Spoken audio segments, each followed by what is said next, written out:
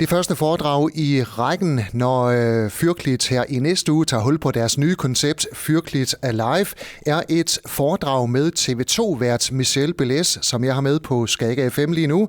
Hej med dig. Hej. Går det godt? Det går rigtig godt, ja. Michelle, vi skal selvfølgelig snakke lidt om dit foredrag og hvad det er for nogle ting, du kommer ind på. Men allerførst, du har jo været på TV2 i rigtig mange år og har bestridt forskellige værtsroller på nyhederne. Godmorgen og god aften. Hvad kan du egentlig bedst selv lide? Altså, du fanger mig faktisk lige præcis på dagen, hvor jeg har 10-års jubilæum. Tillykke med det. Tak. Ikke på TV2, det er mit 20-års jubilæum i dag, men det er mit 10-års jubilæum på God Aften Danmark. Og det er jo svært at svare på, hvad man egentlig bedst kan lide, fordi mine mange år på nyhederne og kriminalmagasinet har jo givet mig en hel masse. Det er rigtig, rigtig spændende at lave for eksempel kriminalstof, eller det er ikke nyhedsstof.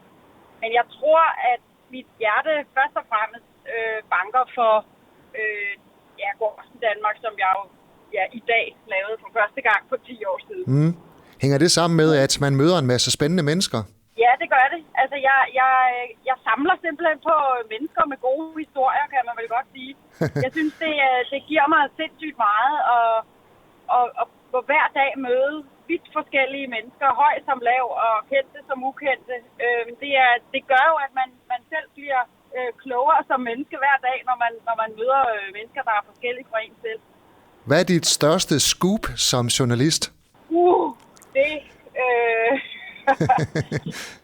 Altså, jeg vil sige, for hver gang man ligesom, at det lykkes en at få overtalt nogen til enten at komme i studie eller give et interview, så er det jo et scoop som journalist.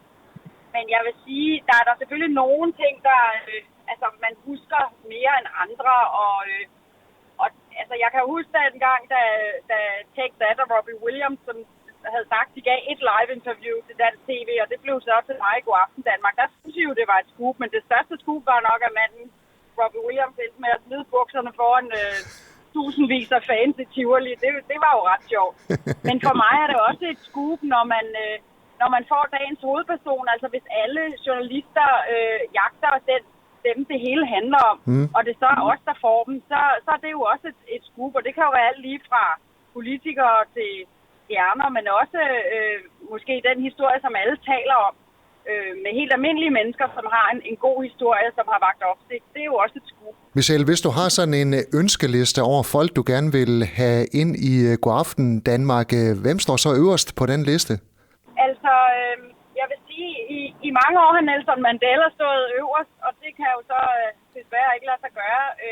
Jeg arbejder lige nu på at få hans datter i studiet, Cindy Mandela, som i øvrigt er ambassadør på den sydafrikanske ambassade her i Danmark.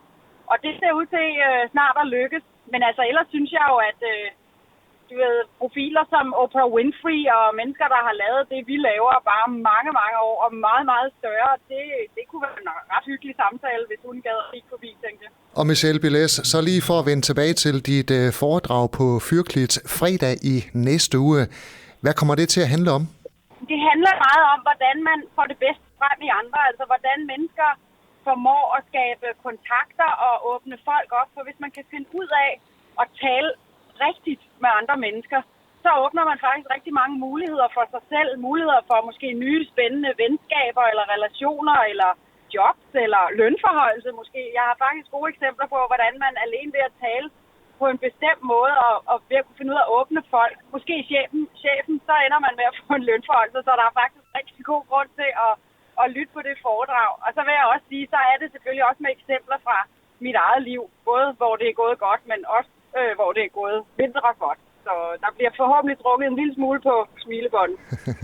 Og så har Fyrklit jo gjort det til en aften kun for kvinder, men det er også nok velkommen. Men betyder det, at du så tilpasser dit foredrag eller målretter det til kvinder?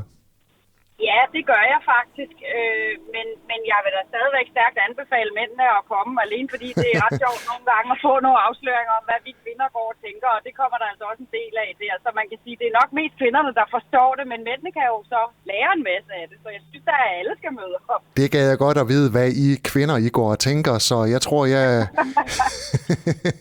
tror, jeg køber en billet også, Michelle. Tak for din tid.